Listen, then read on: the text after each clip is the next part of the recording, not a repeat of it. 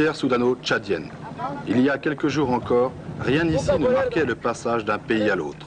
Aujourd'hui, à plus de 1000 km au nord-est de N'Djamena, mais à moins de 30 km des premières positions libyennes, les forces armées du Nord d'Hissène Habré ont installé leur PC principal.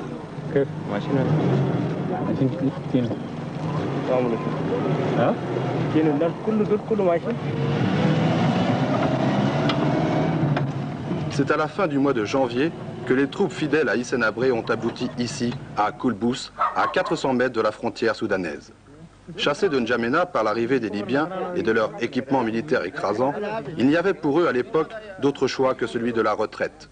Et celle-ci, après une longue marche, les a amenés sur la frontière, aux limites du désert, dans leur ancien sanctuaire du Nord-Est, toujours intact.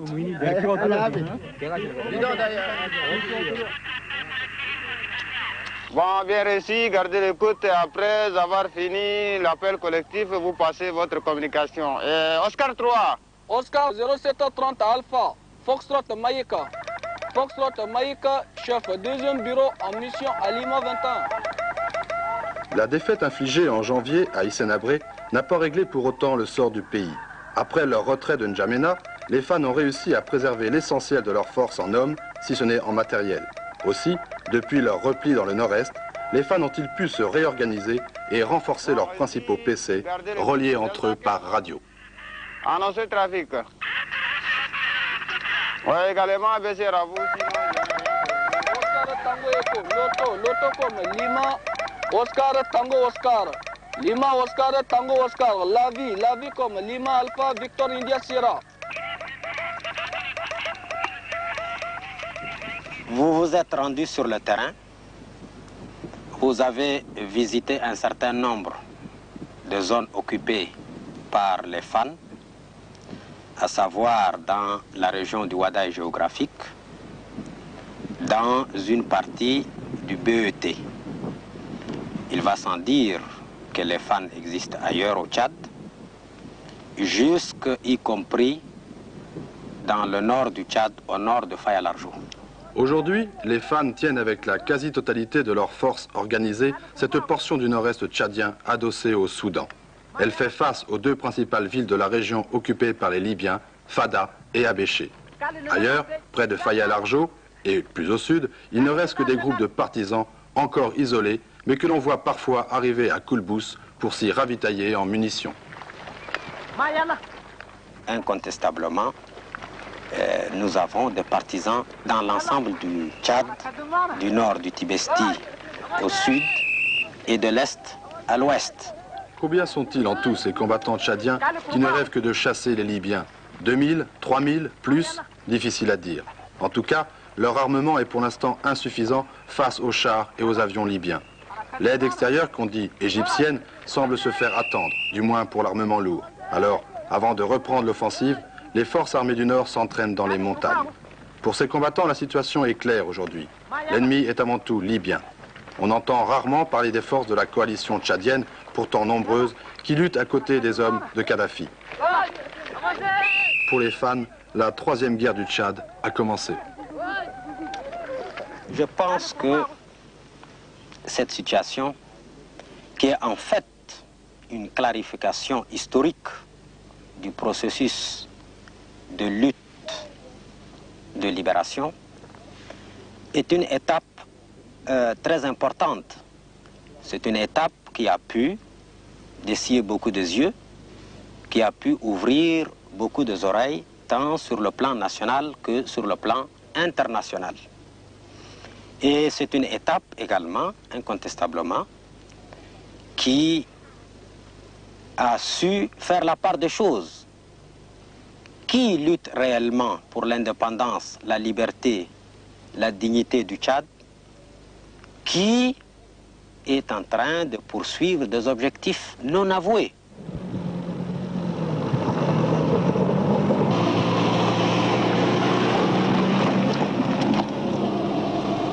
En quittant les abords de la frontière tchadienne, on s'enfonce vers l'ouest dans la zone Fan, jusqu'aux avant-postes qui font face à la ville de Guéreda, occupée par les Libyens.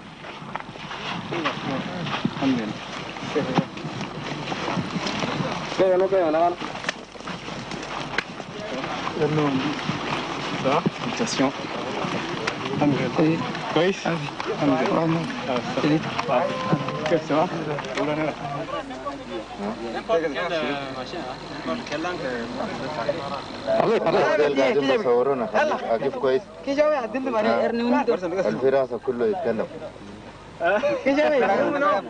Nous sommes à côté de Guéreda, on peut faire 30 minutes. Nous sommes à 30 minutes de véhicule de Guéreda, oui. Où se trouve la première garnison libyenne. Oui. Et en ce moment, comment se passe la vie ici? Ici, ce sont des combattants et on n'a pas assez de moyens et ils vivent grâce au concours de la population.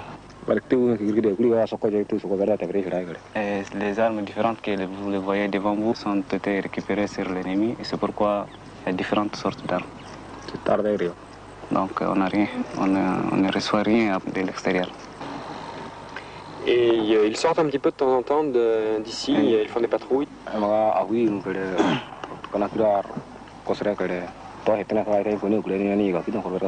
y a deux groupes qui sont partis en patrouille depuis hier et ils ne sont pas rentrés. Et toujours en direction de l'ennemi, bien sûr.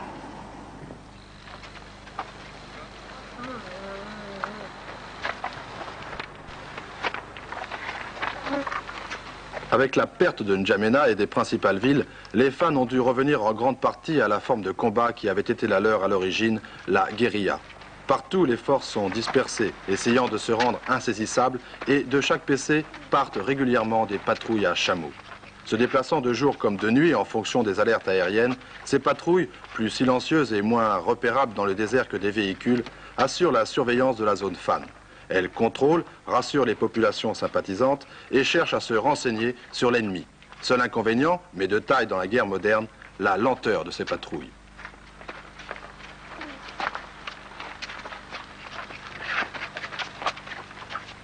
D'après vous, Hissène Habré, que veut la Libye? La Libye veut beaucoup de choses au Tchad.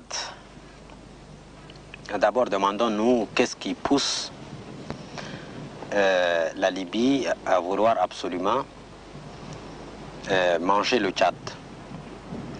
D'abord des raisons philosophiques. Vous savez que Kadhafi a une conception particulière des relations historiques et des relations internationales et également de la vocation des États et des nations. Il se considère qu'il est le successeur lointain des grands chevaliers du Moyen-Âge. Il se considère le successeur du prophète Mohammed, dont il est d'ailleurs en train de réviser certains des hadiths. Et il estime qu'il a une vocation historique qui consisterait à régénérer le monde arabe, faire de ce monde une puissance, une grande puissance, à l'image des États-Unis, de l'Union soviétique et demain à l'image de la Chine. Donc il y a là des raisons profondes, philosophiques, qui poussent Kadhafi à adopter une certaine attitude, une certaine politique dans le contexte international actuel. Il y a aussi des raisons plus pratiques, des raisons plus terre-à-terre, à savoir que ces régions sont riches. Et je prends le cas du Tchad. Effectivement, c'est une région bien sûr encore inexploitée, mais incontestablement, de l'avis de tous les experts, c'est une région qui recèle d'immenses ressources. Et en particulier le pétrole, l'uranium et d'autres minerais très rares.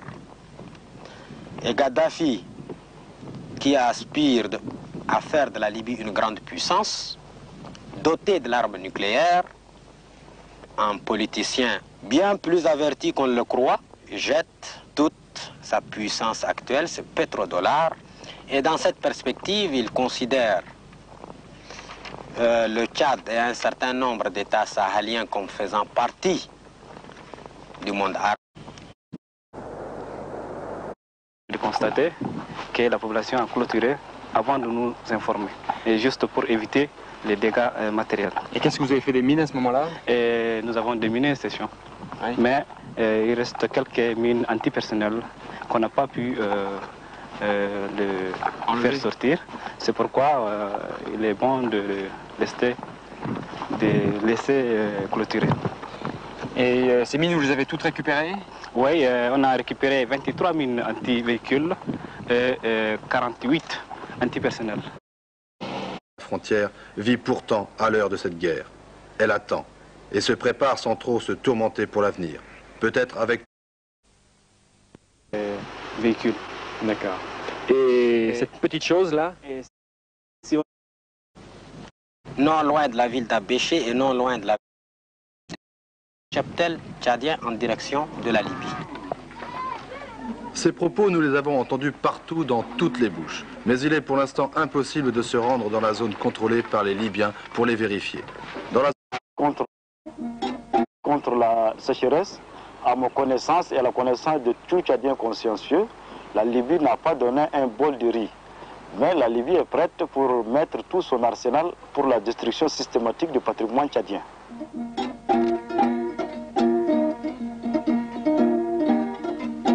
Capitale pour les fans, les responsables savent pouvoir...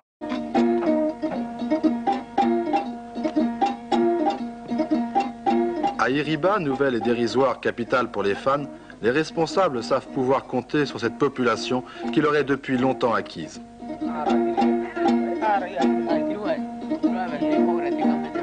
Évaluée dans la région nord-est à 100 ou 150 000 personnes, cette population représente un réservoir potentiel important pour les fans. Seules les armes manquent aujourd'hui pour étoffer les forces combattantes. Sans cette population, et malgré le soutien tacite du Soudan qui craint les visées de Kadhafi, les fans auraient du mal à survivre.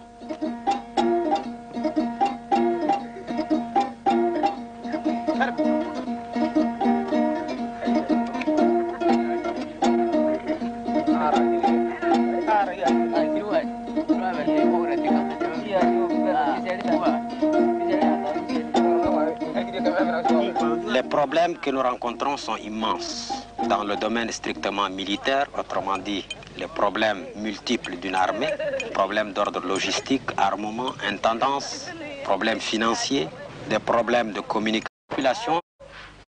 Vivent quasiment coupés du réseau social complète.